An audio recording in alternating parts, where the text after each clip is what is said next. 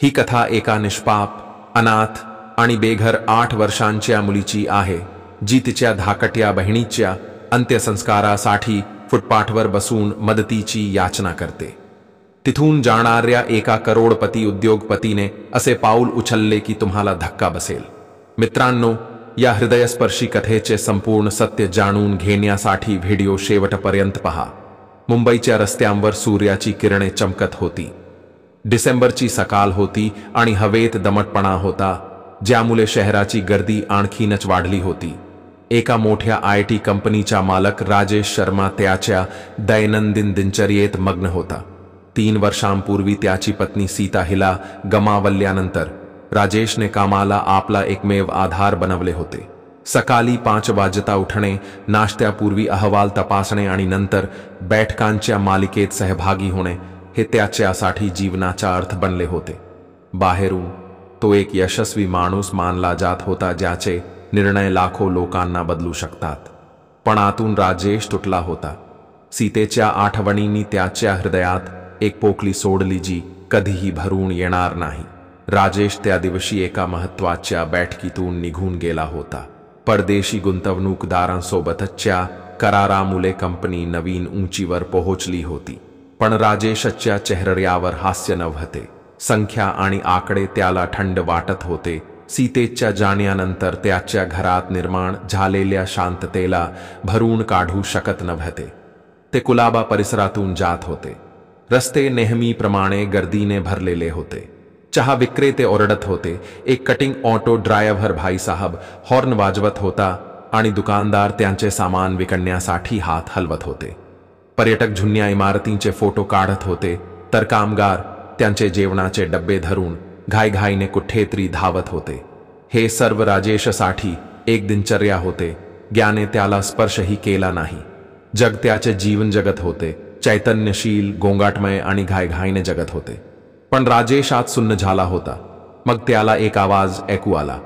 ते रस्त्याच्या आवाजात बुडाले होते, पण इतके खोलवर होते की राजेशची पावले थांबली.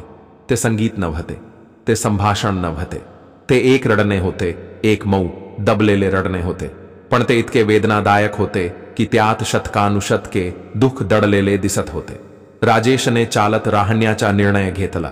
त्याने अशा हाकांकडे किती वेळा दुर्लक्ष केले होते. मुंबईसारखे शहर दुःखाच्या कथांनी भरलेले होते, पण या आवाजात काहीतरी वेगळेच होते. एक नग्न असहाय्य वेदना, जी दुर्लक्ष करणे अशक्य होते. तो आवाजाच्या दिशेने पुढे सरकला. त्याची पावले त्याला एका अरुंद गल्लीत घेऊन गेली, जिथे भिंती रंगापासून सोलून काढत होत्या, जणू काही त्या शहराच्या सर्वात गडद गुपिते लपवत होत्या. प्रकाश गल्लीत क्वचितच प्रवेश करत होता. हवा जड आणि गुदमरणारी वाटत होती. गल्लीच्या शेवटी राजेशने तिला पाहिले. फक्त 8 वर्षांची एक लहान मुलगी असमान जमिनीवर बसली होती. तिचे काले केस मिंट तिच्या घाणेरड्या चेहऱ्यावर लटकले होते. तिचे कपडे फाटलेले, जुने आणि धूळ आणि घामाने माखलेले होते. तिचे उघडे पाय जखमा आणि मातीने माखलेले होते, जे तिने सहन केलेल्या कठीण प्रवासाचे संकेत देत होते. पण हे दृश्य राजेशचे हृदय चिरडण्यासाठी पुरेसे होते. खरा धक्का तेव्हा बसला जेव्हा त्याने पाहिले की मुलीच्या पातळ हातात एक 2 वर्षांची मुलगी पडली आहे, निर्जीव, विसरलेल्या बाहुलीसारखी. त्या लहान मुलीचा गोरा चेहरा थंड आणि रंगहीन होता. तिचे ओठ कोरडे, भेगाळलेले होते आणि तिचे लहान शरीर इतके डलमलीत झाले होते की तिला झोपही येत नव्हती. बाहेरील उष्णता आणि या मुलीची थंडी यातला फरक क्रूर होता. मुलीने डोळे वर केले. डोळे काले, अश्रूंनी भरले होते. त्यात निरागसता आणि निराशेचे मिश्रण होते, जे कोणत्याही मुलाच्या चेहऱ्यावर असू नये. मग थरथरत्या आवाजात ती म्हणाली, "काका, तुम्ही माझ्या लहान बहिणीला पुरणार का? ती आज जाणार नाही आणि ती खूप थंड आहे. माझ्याकडे योग्य अंत्यसंस्कारासाठी पैसे नाहीत, पण मी वचन देतो की मी मोठी झाल्यावर काम करून तुमची परतफेड करेन." वेल क्षणभर थांबला. राजेशला वाटले की जणू त्याच्या छातीवर एक आघात झाला आहे. मुलीच्या शब्दांनी त्याच्या कवचाला, व्यवसाय आणि आकडेवारीने बांधलेल्या कवचाला भोसकले. त्यामुळे सीतेच्या आठवणी परत आल्या, ज्या त्याच्या डोळ्यांसमोर असहाय्यपणे मरण पावल्या होत्या आणि तो काहीही करू शकत नव्हता. आता या मुलीसमोर ती असहाय्यता परत आली. राजेशने आजूबाजूला पाहिले. या मुलींची जबाबदारी घेण्याइतके मोठे कोणीही नव्हते, पण रस्ता रिकामा होता. फक्त ती मुलगी आणि ती निर्जीव शरीर. शांतता जड होती. फक्त मुलीच्या दबलेल्या ओरडण्याने ती शांतता भंग पावत होती. मदतीची कोणीतरी त्यांची काळजी घेण्याची विनंती करत होते. राजेश लगेच प्रतिसाद देऊ शकत नव्हता. त्याचे पाय गोठले होते. त्याचा श्वास कमी झाला होता. इतक्या क्रूर निष्पाप विनंतीला तोंड देऊन तो काय बोलू शकतो? त्याच्या क्षणी त्याला जाणवले की तो आता संख्या, अहवाल आणि बैठकांच्या मागे लपू शकत नाही. या दृश्याचे वजन निर्णय घेण्याची मागणी करत होते. रस्त्याची शांतता त्याच्या मनावर भारली जात होती. तो स्थिर उभा राहिला, ऐकत होता. जेव्हा एका प्रवृत्तीने त्याला हार मानण्यास भाग पाडले, तो सावधपणे हलला, जणू काही सत्याची पुष्टी करण्यास घाबरत होता, आणि मुलीच्या लहान शरीराला स्पर्श केला. थंडीने त्याच्या बोटांना चावा घेतला, पण राजेशने हार मानण्यास नकार दिला. त्याला मानेवर नाडी जाणवली. काही सेकंद गेले, अनंतकालसारखे, सर्वात अशक्य सिग्नल शोधत. मग हृदयाचे ठोके, कमकुवत, जवळ जवळ अदृश्य, पण ते तिथेच होते. मुलगी मेली नव्हती. राजेशचे हृदय धडधडत होते. रस्त्यावर गुदमरणारी हवा आता अचानक आत आली, जणू काही एखाद्या दुःस्वप्नातून जागे झाली. त्याने त्या अश्रूंनी भरलेल्या मुलीकडे पाहिले, जिने तिच्या बहिणीला जगासारखे धरून ठेवले होते. ती जिवंत आहे. राजेशचा आवाज थरथरला. तुझी बहीण अजूनही जिवंत आहे. मुलीचे डोळे विस्फारले. आशा आणि अविश्वासाचे मिश्रण जे मुलाच्या चेहऱ्यावर नसावे. माझी बहीण खरोखर जिवंत आहे का? तो कुजबुजला, तिला घट्ट पकडत. काल रात्रीपासून ती हलली नाही. ती खूप थंड आहे. राजेशने एक दीर्घ श्वास घेतला. वेल कमी होता. थरथरत त्या हातांनी त्याने आपला फोन काढला आणि मुंबईतील एका मोठ्या रुग्णालयात फोन केला, जिथे त्याने सीतेच्या आठवणीत गुप्तपणे देणग्या दिल्या. डॉक्टरांचा आवाज आला. डॉक्टर पाटील, मी राजेश शर्मा आहे. एका बालमुलीसाठी आणीबाणी आहे. ती गंभीर आहे. मी तिला लगेच घेऊन येतोय. ICU तयार करा. प्रतिसादाची वाट न पाहता त्याने फोन ठेवला. मग त्याने मुलीकडे हात पुढे केला. तुझी बहीण मला दे. मला तिला लगेच घेऊन जायचे आहे. ती मुलगी क्षणभर संकोचली. तिच्या काल्या डोळ्यांतून अश्रू वाहत होते. ती सूट घातलेल्या त्या अनोळखी माणसाकडे पाहत होती, पण पर्याय नव्हता. त्याने हळुवारपणे बालाला त्याच्या हाती दिले. राजेशला आश्चर्य वाटले. ती तिच्या वयाच्या तुलनेत खूपच हलकी होती. कुपोषण स्पष्ट दिसत होते. तू पण ये. तो ठामपणे पण हळुवारपणे म्हणाला, मी तुला एकटे सोडणार नाही.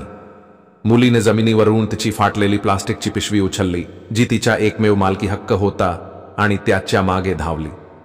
ते रस्त्यावरून निघून जातात शहर नेहमीसारखेच गजबजलेले होते, पण राजेशसाठी जग बदलले होते. राजेशची गाडी मुंबईच्या गर्दीच्या रस्त्यांवरून वेगाने धावत होती. सायरनच्या आवाजाने वाहतूक थोडीशी मोकळी झाली, पण शहरातील गर्दी आणि गोंधळ अजूनही कायम होता. मोठी मुलगी अंजली मागच्या सीटवर बसली. तिची धाकटी बहीण रिया हिला तिच्या मांडीवर धरले. तिचे हात थरथरत होते. तिचे डोळे रियाच्या थंड चेहऱ्यावर होते. ती ठीक होईल का काका? अंजलीचा आवाज कुजबुजत होता. भीती आणि आशेचे मिश्रण होते. राजेशने रिअरव्ह्यू मिररमधून तिच्याकडे पाहिले. त्याचा चेहरा कठोर होता, पण त्याच्या डोळ्यात एक मृदुता होती. हो, सगळं ठीक होईल. डॉक्टर चांगले आहेत, तो शांतपणे म्हणाला, स्वतःला आणि अंजलीला धीर देण्याचा प्रयत्न करत. गाडीच्या खिडकीबाहेरचे दृश्य समोरून गेले. मुसळधार पावसाचे थेंब काचेवर आदलत होते. रस्त्याच्या कडेला असलेल्या खाणावल्यांमधून चहाचा सुगंध येत होता आणि लोक त्यांच्या छत्र्याखाली घाई करत होते. पण राजेशचे लक्ष फक्त हॉस्पिटलवर होते. सीतेच्या आजाराच्या आठवणी त्याच्या मनात दाटून आल्या होत्या. तो त्यावेळी त्याच प्रकारे हॉस्पिटलमध्ये गेला होता, पण रिकाम्या हाताने परतला होता. रियाचा चेहरा सीतेच्या जुन्या छायाचित्रांसारखा दिसत होता, निष्पाप, असहाय्य. राजेशने स्टीअरिंग व्हील घट्ट पकडले. मी यावेळी हार मानणार नाही, तो स्वतःशी म्हणाला. गाडीने एक वळण घेतले आणि लीलावती हॉस्पिटलचा साइनबोर्ड दिसला. हे तेच ठिकाण होते जिथे ते सीतेच्या उपचारासाठी येत असत. गाडी पार्किंगमध्ये येताच राजेशने दार उघडले. चल लवकर, तो अंजलीला म्हणाला. अंजलीने रियाला घट्ट धरले, जणू ती एक खजिना आहे. पाय उतरताना तिचे पाय थरथरत होते. रस्त्यावरील रेती तिच्या अवघड्या पायांना भोसकत होती, पण ती काही हरकत नव्हती. हॉस्पिटलच्या गेटवरील सुरक्षा रक्षकाने त्यांना ओळखले. शर्मा साहेब, काय झाले? गार्डने विचारले. त्याचे डोळे चिंतेने विस्फारले. इमर्जन्सी, मुलाला आत घेऊन जा, राजेश पटकन म्हणाला. लॉबीमध्ये गर्दी होती. रुग्णांभोवती नर्सेस गर्दी करत होत्या आणि दवाखान्यात रांग लांब होती. पण राजेशच्या फोननंतर डॉक्टर पाटील आधीच तयार होते. ही रिया आहे, राजेश म्हणाला, रियाला स्ट्रेचरवर झोपवत. डॉक्टरांनी लगेच त्याची तपासणी सुरू केली. हायपोथर्मिया दिसतोय, डिहायड्रेशन देखील. तिला ताबडतोब ICU मध्ये हलवा. पाटीलने नर्सला आदेश दिला. अंजलीला एका वेगळ्या खोलीत ठेवण्यात आले. ती भिंतीला टेकून बसली. तिचे गुडघे तिच्या छातीवर दाबले. माझी बहीण, तिचा आवाज दबला होता. राजेश तिच्या शेजारी बसला. काळजी करू नका, डॉक्टर सर्व काही सांभाळतील. तुझे नाव काय आहे? त्याने विचारले. त्याचा आवाज मंद होता. अंजली, ती हलुवारपणे म्हणाली. तिचे डोळे खाली होते. रिया, ती माझी लहान बहीण आहे. वेल हळूहळू जात होता. वेटिंग एरियातील घडियाळ टिकटिक करत होते. प्रत्येक सेकंदाला अनंतकाल वाटत होते. राजेशने चहा मागवला.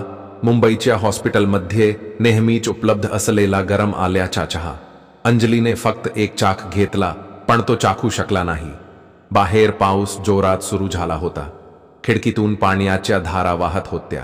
राजेशच्या मनात प्रश्नांची गर्दी होती. ही मुलगी कुठून आली? तिचे पालक कुठे आहेत? पण विचारायला वेळ नव्हता. 2 तासांनी डॉक्टर पाटील आले. त्यांच्या चेहऱ्यावर थकवा होता, पण हास्यही होते. रिया स्थिर झाली आहे. कुपोषणामुळे ताप आला होता. ते अंतःप्रेरणाने द्रव देत आहेत. आता धोका कमी आहे. राजेशने श्वास सोडला.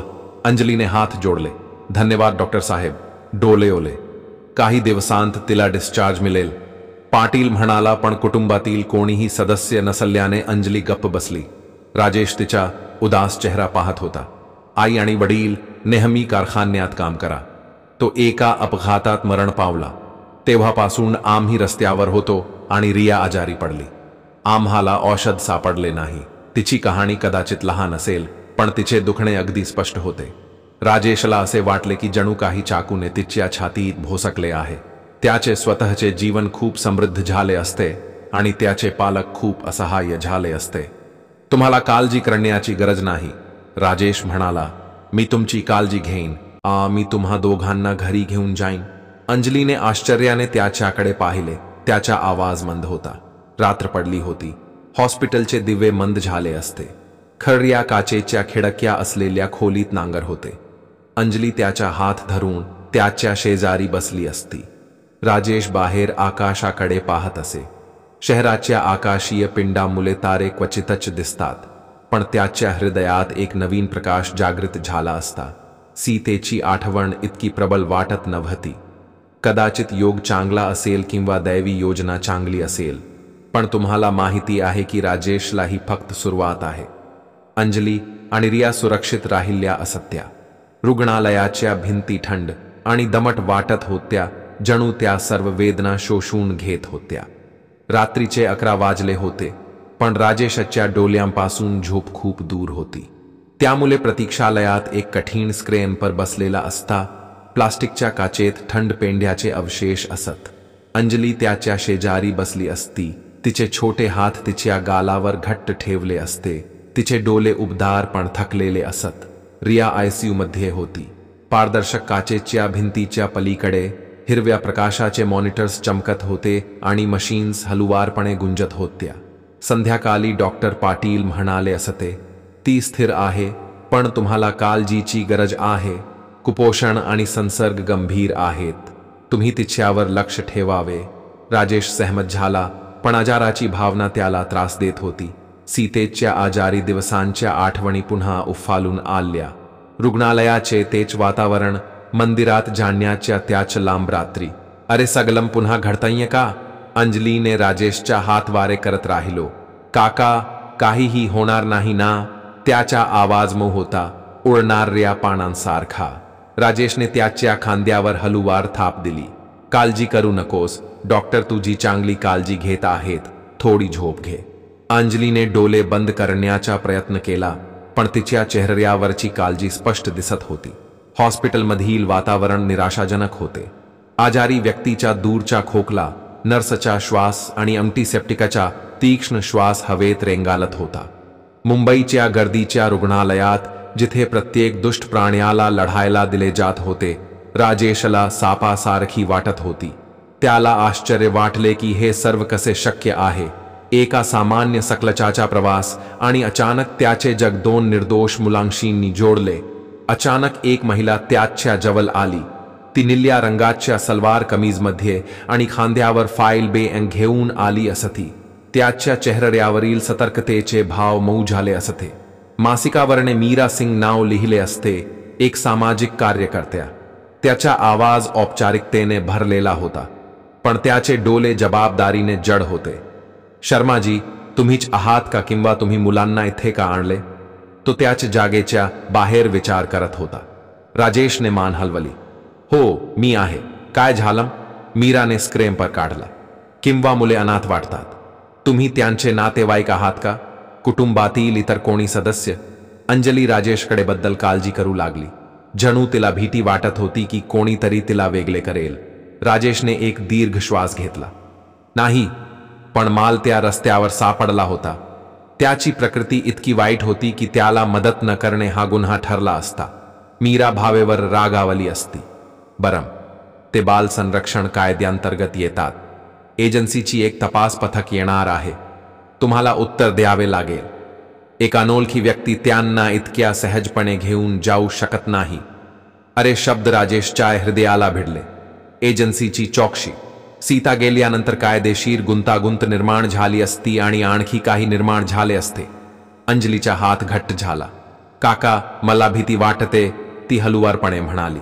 राजेशने तिला आश्वासन दिले, सर्व काही ठीक होईल, मी तुमच्या सोबत आहे. पण वादळ उठले. एजन्सी अंजलीला अज्ञात ठिकाणी पाठवेल का? ती रस्त्यावर असेल का? आनंदी सकाळ. अंजली, मी तुला तुझ्या पालकांबद्दल सांगू का? त्याने विचार केला. त्याचा आवाज मऊ पण स्थिर होता. अंजलीने होकार दिला. तो एक अपघात होता. आजी ही आजारी आहे. आम्ही फक्त 2 बहिणी आहोत. मीराने तिच्या नोट्समध्ये काहीतरी लिहिले. तुमचा सल्लागार उपस्थित असेल आणि शर्माजी, तो तुमच्यासाठी चांगला असेल, पण नियम निश्चित केले जातील. अनेक कुटुंबे अनेक वर्षांपासून दत्तक घेण्याची वाट पाहत आहेत. राजेशचा संयम पूर्ण झाला. ही कागदपत्रांची लढाई नाहीये मीराजी. जर मी तिथे राहिलो असतो तर रिया आज इथे नसती. अंजली एकटीच भटकत असेल, तो म्हणाला.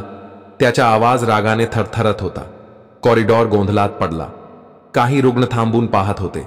अंजली थरथरली. तिचे हात थरथरायला लागले. मीरा तिला शांत करण्याचा प्रयत्न करत होती. शांत राहा, हीच प्रक्रिया आहे, ती म्हणाली. पण राजेश थांबू शकला नाही. मी माझ्या पत्नीला दीर्घ आजाराने गमावले. 3 वर्षांपासून मी वेदनेपासून वाचण्यासाठी कामात बुडालो आहे. पण जेव्हा मी ही मुले पाहिली तेव्हा मला आता काहीच वाटले नाही. काहीही झाले तरी मी त्यांच्यासाठी लढेन. मीरा क्षणभर गप्प राहिली. तिच्या डोळ्यात एक सौम्य सहानुभूती होती. अंजलीने राजेशचा हात धरला, जणू तिला धीर देत होता. त्या दुपारी रियाजच्या खोलीबाहेर वाट पाहत असताना अंजलीने तिची जुनी बॅग उघडली आणि एक फाटलेला फोटो काढला. एक वृद्ध महिला हसत म्हणाली, ही आमची आजी आहे. ती आमची काळजी घ्यायची. ती गेल्यापासून सर्व काही उद्ध्वस्त झाले आहे, ती बोलली. तिचा आवाज जड होता. राजेशने फोटोला जुन्या आठवणीसारखा धरले. त्यात वेदनेचे थर होते. लहान खांद्यावर गेलेले जीव गेले. अंजलीचे डोळे ओले झाले. काका, तुम्हीही आम्हाला सोडून जाल का? राजेशने मान हलवली. नाही, आपण एकत्र राहू. डॉक्टरांची पार्टी संध्याकाळी आली. रियाने तिची पहिली रात्र पार केली होती. ती बरी होत असल्याचे दिसत होते. अंजलीने हात जोडून राजेशला मिठी मारली. या मिठीने राजेशला नवीन उत्साहाने भरले. हे फक्त 2 बहिणींबद्दल नव्हते, तर त्याचे स्वतःचे तुटलेले आयुष्य दुरुस्त करण्याबद्दल होते. एजन्सीची चौकशी उद्यापासून सुरू होणार होती. निवेदने, घरी भेटी, अहवाल. पण राजेश तयार होता. अंजलीच्या प्रत्येक हावभावाने, प्रत्येक शब्दाने त्याचा निर्धार बलकट केला. मुंबईत ती एक लांब रात्र होती, पण त्यात आशेचा एक ठिणगी होती. सकाळचा सूर्यप्रकाश जुन्या मुंबई फेनमिली कोर्ट इमारतीच्या खिडक्यामधून फिल्टर होत होता. हवा कागदीशाई आणि जुन्या लाकडाच्या वासाने भरलेली होती. राजेश शर्माचा सूट जड वाटत होता. घाम त्याच्या पाठीला चिकटला होता. थंड कॉरिडॉरमध्ये प्रत्येक पाऊल असे प्रतिध्वनित होत होते जणू संपूर्ण इमारत त्यांचे श्वास मोजत होती. अंजली त्याच्या शेजारी चालत होती. तिचा छोटासा हात राजेशच्या हातात घट्ट धरून होता. तिच्या चेहऱ्यावर भीतीच्या रेषा होत्या, पण तिच्या डोळ्यात एक दृढता चमकत होती. जणू काही तिला माहीत होते की हा क्षण त्यांच्या आयुष्यातील टर्निंग पॉइंट आहे. राजेशचे हृदय धडधडत होते. तो रात्रभर अस्वस्थ होता. जर निकाल त्यांच्या विरुद्ध गेला तर अंजली आणि रियाचे काय होईल याचा विचार करत होता. रिया अजूनही रुग्णालयात बरी होत होती, पण डिस्चार्ज मिळाल्यानंतर एजन्सी तिला दुसरीकडे हलवू शकते. सीतेच्या आठवणी पुन्हा उफालून आल्या, पण आता त्याने त्याच्या वेदनांना शक्तीत रूपांतरित करण्याचा निर्धार केला होता. कोर्टरूम शांत होता, इतका जड होता की श्वास घेणे कठीण झाले होते. मॅजिस्ट्रेट लांब टेबलासमोर बसले होते. त्याचा चेहरा उदासीन होता. त्याचा चष्मा त्याच्या नाकावर होता. एका बाजूला फिर्यादी हातात फाईल्स आणि दुसरीकडे सामाजिक कार्यकर्त्या मीरा सिंग नोट्स घेऊन. राजेश आणि अंजलीला बोलावण्यात आले. शर्माजी, आम्ही अंजली आणि रियाच्या परिस्थितीचे मूल्यांकन करण्यासाठी येथे जमलो आहोत, मॅजिस्ट्रेट ठामपणे म्हणाले. मग कागदपत्रांचा पूर आला. प्रोटोकॉल, नोंदणी, दत्तक प्रतीक्षा यादी, अहवाल. राजेशच्या कानात एक आवाज आला. त्याला फक्त अंजलीचा थरथरणारा हात जाणवला. सरकारी वकील उभा राहिला. साहेब, आपण हे विसरू नये की शेकडो कुटुंबे वर्षानुवर्षे कायदेशीर दत्तक घेण्याची वाट पाहत आहेत. श्री शर्मा हे एक प्रसिद्ध उद्योगपती आहेत, परंतु कायदा सर्वांसाठी समान आहे. राजेशचे शब्द विजयसारखे चमकले. तो उठणारच होता, पण अंजलीच्या विनवणी करणाऱ्या नजरेने त्याला थांबवले. दंडाधिकारी अंजलीकडे वळले. मुली, तुझे नाव सांग. अंजलीचा आवाज थरथरला. अंजली, आता मला सांग. अंजली, तुला काय हवे आहे? खोलीतील शांतता आणखी वाढली. अंजलीने एक दीर्घ श्वास घेतला. तिचे डोळे दंडाधिकाऱ्यांवर खिळले. मग राजेशकडे वळली. तिचा आवाज मृदू पण तीव्र होता. बालपणीच्या आघातांनी तिला इतक्या लहान वयात दुर्मिळ शक्ती दिली होती. मला त्यांच्या सोबत राहायचे आहे. त्यांनी माझ्या बहिणीला मरू दिले नाही. त्यांनी मला एकटे राहू दिले नाही. खोलीत कुजबुजांची लाट पसरली. मीराने तिचा घसा साफ केला. साहेब, पूर्ण आदराने सांगायचे झाले तर आपण एका दुखावलेल्या मुलाच्या भावनिक विनंतीवर आधारित कायदेशीर निर्णय घेऊ शकत नाही. त्याच क्षणी राजेशला रडू कोसळले. तो उभा राहिला. खुर्ची एका आवाजात मागे सरकली. ही दुखावलेली मुलगी माझ्यापेक्षा बलवान आहे. तिने रस्त्यावर तिच्या बहिणीची काळजी घेतली. ती रियाला खायला घालण्यासाठी उपाशी राहिली आणि आजही ती फक्त एवढीच उभी आहे की कोणीही तिला वेगळे करू नये. मॅजिस्ट्रेटने त्याला शांत करण्यासाठी हात वर केला, पण राजेश थांबला नाही. साहेब, मी माझ्या पत्नीला गमावले. एका आजाराने मी हरवू शकलो नाही. गेल्या 3 वर्षांपासून मी रिपोर्ट्स आणि मीटिंगमध्ये लपलो आहे. मी वेदनेने पळून जात आहे. पण जेव्हा मला अंजली आणि रिया रस्त्यावर सापडले तेव्हा मला कळले की पळून जाणे चुकीचे आहे. मी त्यांच्यासाठी लढण्यासाठी येथे आहे आणि मी लढेन. शेवटी खोली पूर्णपणे शांत होती. छताच्या पंख्याचा मऊ आवाज तीव्र होत होता. सेकंद अनंतकाळ टिकत असल्याचे दिसत होते. अंजली हळूहळू रडत होती, पण त्याने जाऊ दिले नाही. मॅजिस्ट्रेटने चष्मा काढला आणि टेबलावर ठेवला. त्याचा आवाज मऊ होता, पण इतका जड होता की तो हवेत घुसला. न्यायालय भावनिक बंधनांना ओळखते. सामाजिक धोके, तात्काळ काळजीचे पुरावे आणि मुलीचे म्हणणे लक्षात घेता अंजली आणि रियाची तात्काळ कस्टडी शर्माजींना देण्यात आली. शब्दांनी साखल्या तुटल्यासारखे वाटले. अंजली राजेशच्या मांडीवर पडली, रडत होती जणू काही शेवटी सुरक्षित वाटत आहे. राजेशने डोळे मिटले. वर्षानुवर्षे अश्रू वाहत होते. त्याला माहीत होते की काहीही कधीच पूर्वीसारखे राहणार नाही. ते कोर्टातून बाहेर पडताच कॉरिडॉर लांब दिसत होता. अंजलीचा हात अजूनही त्याच्या हातात चिकटून होता. त्याच्या चेहऱ्यावर अश्रू होते, पण त्याच्या डोळ्यात भीतीची जागा उत्साहाने घेतली. बाहेर शहराच्या गोंधळाने, हॉर्नच्या आवाजाने आणि घाईघाईने पावलांनी शहर गुंजत होते. पण राजेशसाठी सर्व काही शांत होते. मॅजिस्ट्रेटचा आवाज त्याच्या मनात प्रतिध्वनित झाला. गाडीत बसून अंजलीने खिडकीतून सीट ढकलली. राजेशने इंजिन सुरू केले पण थांबले. काका, न्यायाधीश, तो म्हणाला. पण जर तुम्ही थकलात तर काय? अंजलीने हलुवारपणे विचारले. राजेश हसला आणि म्हणाला, नाही, कधीच नाही. गाडी एका नवीन सुरुवातीकडे घरी निघाली. ते आले तेव्हा संध्याकाळ झाली होती. मोठ्या बंगल्याचा दरवाजा हळूहळू उघडला.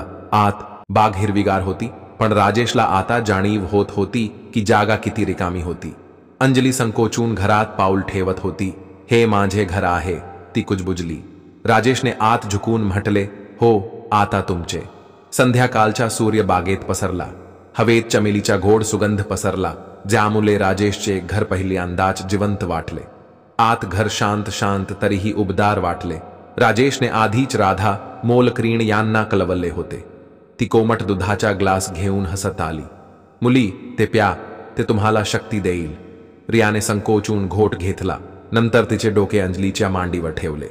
राजेशने त्यांना वरची खोली दाखवली. 2 लहान बेड, रंगीत कव्हर आणि खिडकीतून समुद्राचे दृश्य. अंजलीने बेडवर हात मारला, जणू काही पहिल्यांदाच काहीतरी मऊ स्पर्श करत असेल. काका, आम्ही रस्त्यावर झोपायचो. कधी कधी आम्ही पावसात भिजायचो. तिचा आवाज जड होता. राजेशने तिच्या खांद्यावर थाप दिली.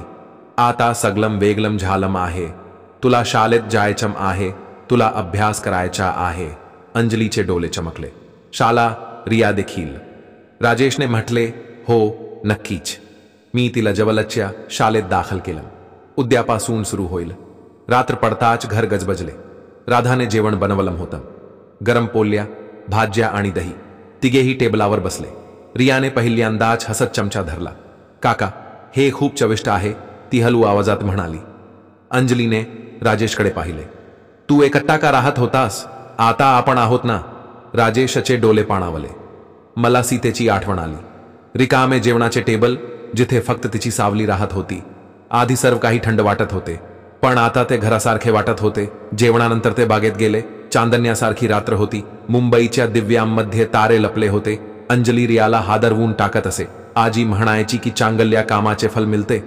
तुमचे आगमन हेच तेवढेच बक्षीस आहे. राजेश हसत म्हणाला, कदाचित, पण तुम्ही दोघांनी मला एक नवीन जीवन दिले. आठवडे गेले. सकाळ वेगळी होती. राजेश 5 वाजता उठायचा, पण आता रिपोर्टऐवजी तो अंजलीसाठी नाश्ता बनवायचा. शाळेच्या गणवेशात चमकदार अंजली रियाला प्रीस्कूलमध्ये पाठवायची. पहिल्या दिवशी अंजली तिच्या बँगेत ड्रॉइंग शीट घेऊन परतली. काका, बघा, मी आमच्या घरासाठी एक घर बनवले आहे. राजेशने अश्रू लपवत चादरी धरल्या. कंपनीतील बैठकींदरम्यान तो अंजलीशी फोनवर बोलत असे. दिवस कसा होता? खूप छान. त्यांची मैत्री झाली. हळूहळू राजेश बदलत होता. काम आता ओझे वाटत नव्हते. तो तिला पार्कमध्ये घेऊन जाण्यासाठी वेळ काढत असे. रियाच्या हास्याने घर भरून गेले. एका संध्याकाळी पाऊस पडला. तिघांनीही खिडकीतून पाहिले. अंजली म्हणाली, पाऊस आता भीतीदायक वाटत नाही. राजेशने तिला मिठी मारली, कारण त्यांचे घर सुरक्षित होते. काही महिन्यांनंतर अंतिम न्यायालयीन सुनावणी झाली.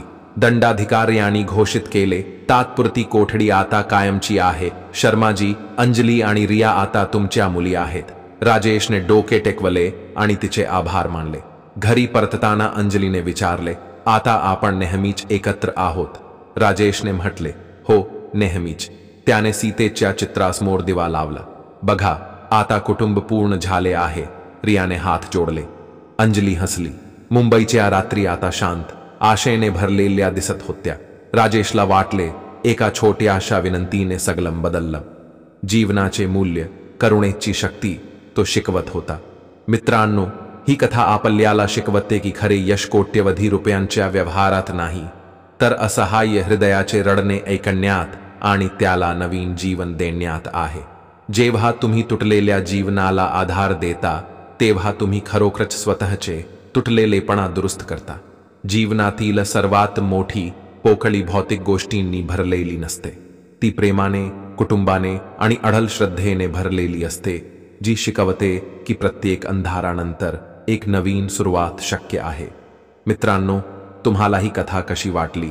कृपया तुमचे विचार कमेंटमध्ये शेअर करा. जर तुम्हाला ही कथा आवडली असेल तर कृपया व्हिडिओ लाईक करा आणि तुमच्या मित्रांसोबत शेअर करा. आणि हो, तुम्ही हा व्हिडिओ कुठून पाहत आहात तुमच्या आवडत्या गावाच्या किंवा शहराच्या नावासह कमेंट करायला विसरू नका. अशाच आणखी हृदयस्पर्शी कथा ऐकण्यासाठी आमच्या चॅनल पहिली दाफा स्टोरीजला सबस्क्राईब करायला विसरू नका. पुढील कथेसह भेटू. तोपर्यंत जय